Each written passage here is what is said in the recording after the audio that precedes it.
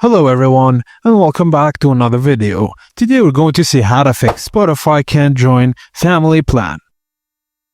First, double check if you're still in the same error even when using the official subscription link. Now open your browser in private or incognito mode, and this will prevent the old cookies or stored data from interfering. Go to your browser settings and clear cookies and cache files. Then load the Spotify Premium sign-up page. For example, if you're on Chrome, switch for Firefox, Edge, or Safari. And if you're tired on mobile, test a desktop or laptop, or vice versa. Sometimes the issue is tied to your card or PayPal setup. Just try another payment method if possible.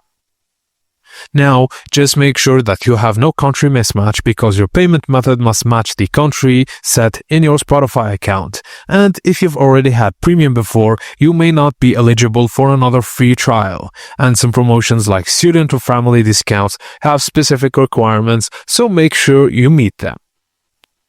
And that's it, guys. As simple as that. Thank you for watching, and please don't forget to like and subscribe for more.